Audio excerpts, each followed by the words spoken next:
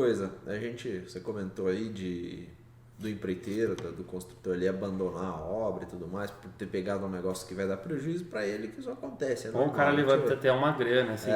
Pode falar. E é o que eu ia perguntar, a construtora toma muito calote por questão do cliente? Como que funciona isso aí, jurídico e tudo mais? Então, o que a gente sempre frisa na hora de a gente fechar contrato é uma relação cliente, né, e contratado. Essa é contratante, né?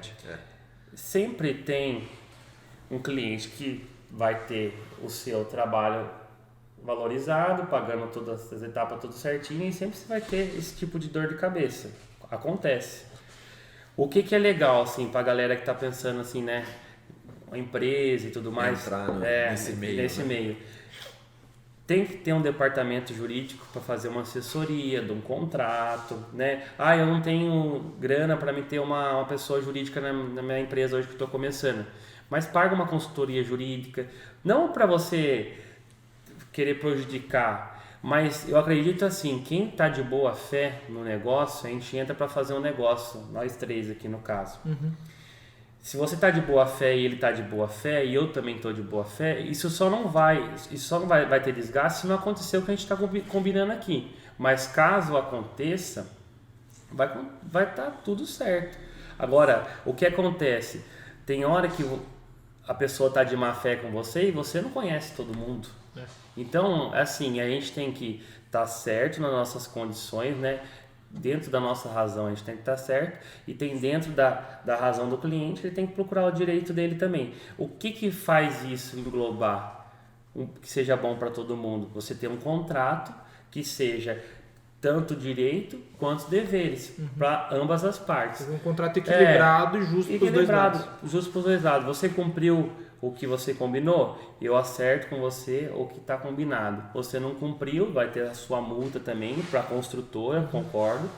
Só que tem que estar respaldado, porque já aconteceu e a gente já falhou também, é uma coisa comum. O que a gente sempre pega, que a gente já falhou bastante sim, em obra, quando você começa uma obra, é comum a gente virar amigo dos clientes. Isso é comum, a gente vira amigo dos clientes. As amizades perduram por um longo tempo, só que o combinado não é caro. Então, a gente já chegou a fazer muitos serviços adicionais e a gente não colocou isso no papel. E o cliente sabe que tem custo, o cliente sabe que aquilo gerou um custo para ser feito. Não está fazendo na amizade, está fazendo... gerou um custo. Só que talvez na hora de você passar esse custo, ele ache que fica uma coisa que desgasta para ambas as partes. Que ele acha que está querendo se aproveitar e não fica contente com aquilo. E para você fica ruim que você não conseguiu demonstrar o seu trabalho, o valor do seu trabalho. Então, assim, hoje você começa o projeto inicial e a primeira coisa, vamos fazer uma modificação, aditivo de contrato. Tem orçamento, você está de acordo com esse valor que vai acrescentar? Não estou de acordo. Conversar antes de fazer. O feedback, aquela conversa é interessante porque a partir do momento que você deixa para resolver tudo no final da obra, que a gente já fez, a gente já errou. Eu falo porque a gente já errou. Isso daí desgasta tanto o cliente, tanto como a gente que é contratado, né? Eu vou falar para você, a gente já teve problema, a gente já teve prejuízo, a gente já tomamos calote, tomamos prejuízo, o prejuízo que seria uma obra que acabou não dando lucro, né? A gente pegou por um valor, acabou não dando lucro, e o calote é aquele serviço que deixaram de pagar, ou até mesmo um adendo, que você não conseguiu, você não aprovou, errou, não formalizou. Né? Na verdade, você não formalizou aquilo no contrato, fez um aditivo de contrato, o cliente em si diz que não está ciente, então isso daí você não consegue cobrar para frente. Então isso daí também a gente considera como prejuízo. Então essa parte jurídica é uma parte que a gente tem que se atentar e tem que fazer tudo correto. E a pessoa que está de boa fé, ela não vai achar ruim isso daí. Você estava comentando também, desculpa cortar, vai lá. Que antes tem uma grande diferença de construtora para empresa. Então a grande diferença é isso, você vê um contrato bem feito, você vê caixa, você vê funcionários, você tem todo o IPI, enfim, isso daí é a parte da empresa. A parte da construtora é ir lá executar, né? O que a gente visa muito, assim, que a gente fala, o segredo não está em você... Não vou dizer que não é importante, mas não é 100% execução. Porque uma empresa ela não está respaldada só em execução. Uma empresa tem todo um conceito atrás para sair aquele resultado administrativo também, não só o resultado na execução. Então, para o funcionário estar feliz, executando, ele tem que estar com as coisas dele tudo em ordem, administrativa, recebendo em dia. Então, tem que ter uma pessoa controlando a folha de ponto dele, tem que ter uma pessoa fazendo a contabilidade, ele tem que ter os equipamentos de segurança dele, aí ele já vai ter um treinamento como ele utiliza esse equipamento de segurança. Aí, N fatores que vai entrando em consideração até ele chegar no resultado final, não só de cliente, mas também dos funcionários. Porque a consultora em si, ela não trabalha só com cliente. A consultora trabalha com o fornecedor, que é a empresa que fornece o material. Então, para fazer a compra, você tem que fazer a cotação, você tem que ter o pessoal que faz a cotação, você vai ter que ter uma pessoa que fiscaliza a nota fiscal, está sendo tudo lançado, está saindo o nome da consultora ou vai sair para o nome do cliente. Trabalha com funcionário, né? Então é todo um conjunto. A gente não trabalha só no resultado final. Para o resultado final tem todo um por trás. Então, o que a gente estava falando, a diferença, né? De um empreiteiro, no caso, né? Um construtor e uma consultora. A diferença é essa. Só que assim, eu acredito assim, ninguém vai começar a construtora. Todo mundo começa tocando uma pequena obra e assim você vai evoluindo. De início você vai fazer tudo, né? Não tem o que fazer. E depois você vai pegando um certo... eu acho que até a própria pessoa vai se encontrando no mercado. Isso. Que às vezes a pessoa inicia, ela nem sabe o que realmente ela ama fazer. De repente ela gosta mais de residencial, outra gosta mais de comercial, outra de padrão médio, outra de padrão alto. Com o tempo você vai se adequando, né? Você não vai nascer, fala assim, eu nasci para isso. O propósito da gente é com o tempo a gente vai adquirindo aquela experiência e falar, isso aqui é realmente que eu vim nessa terra para fazer, né? E o legal é igual a gente está conversando, ninguém vai conversar grande. Qual que é a ideia? Essa parte de você estar na luta, né? Que não vou te dizer que hoje a gente ainda não faz muita coisa. Hoje a empresa depende bastante da gente, mas a gente terceiriza um pouco da administração, tem o pessoal que ajuda a gente a administrar, mas essa parte de você estar ali desde o início, sabendo desde como funciona cada, vamos dizer, parafuso da obra, não vai, mas cada tijolo da obra é importante porque você sabe na parte de execução como que é o processo. E na parte de administração também, que você já participou, você sabe como funciona uma parte jurídica, uma parte de imposto, que é uma parte que tem que entender um pouquinho de cada coisa. Eu não digo ser especialista, mas você tem que entender um pouco de cada coisa. Porque se você quer estar na frente de uma empresa e gerir uma empresa hoje, você tem que saber dos que você entrega, né? O ramo que você atua, você tem que estar por dentro, mas... Além disso, você tem que entender de parte fiscal, você tem que entender de parte jurídica, você tem que entender de compras, que é fornecedor, você tem que entender de relação com pessoas, né? O RH, você está com contratação, e aí que está o segredo, né? É você saber a cada parte que você vai trabalhar daquela área, você saber colher um pouco como aprendizado para a hora que você estiver lá em cima, gerindo uma empresa com alguns funcionários, exercendo o que você faz hoje, no caso tudo, você sabe gerir. Então, o melhor de tudo é você sabe o processo e você sabe como que funciona. Então, até porque você consegue cobrar depois se tiver alguma coisa fora da linha.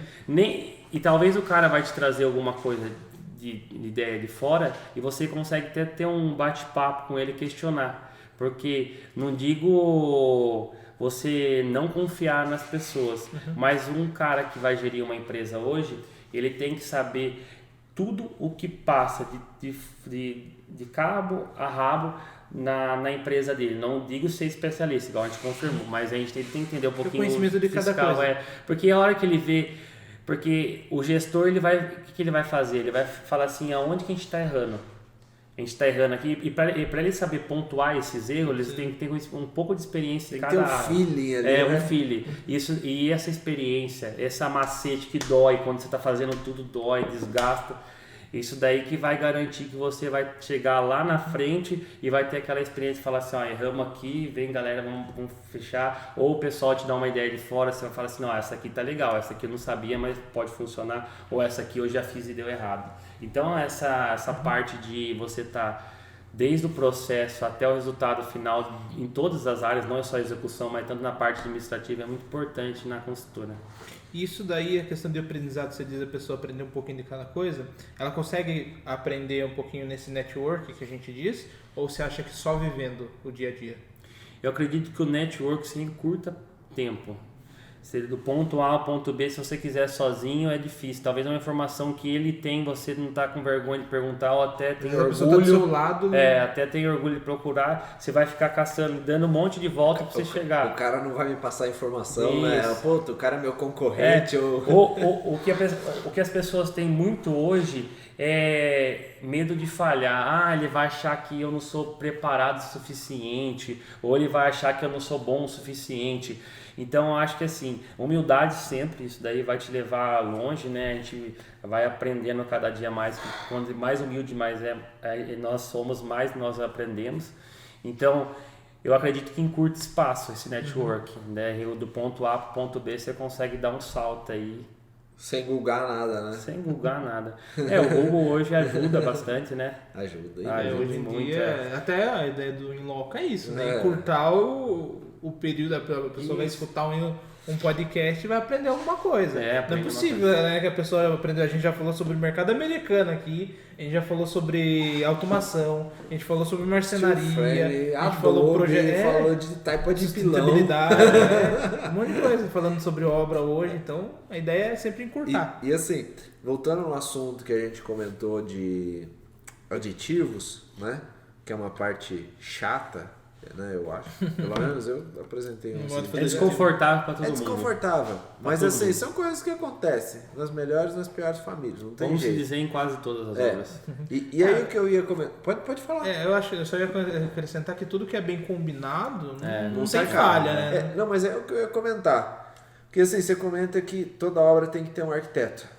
Eu acho que toda obra tem que ter um projeto arquitetônico, tem que ter um arquiteto se possível. A gente acha que é difícil, mas assim, tem uma pessoa que está indo lá, meu projeto está saindo certo. Mas assim, até que ponto, né, esse arquiteto atrapalharia ou ajudaria? Porque é aquela questão assim, você vende um projeto, seu quarto tem 4x4. Chegou lá, o quarto é pequeno. Na hora que está pronto é pequeno, aí a pessoa quer quebrar, né?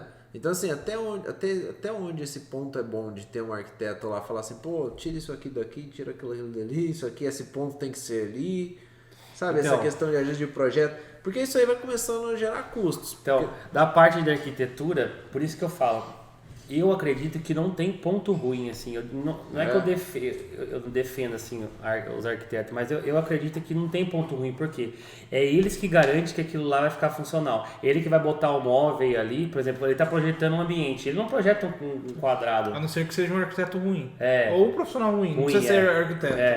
Então ele está pensando que ele vai colocar o que acontece muito, né? Principalmente em prédio, o pessoal vai vender planta, né?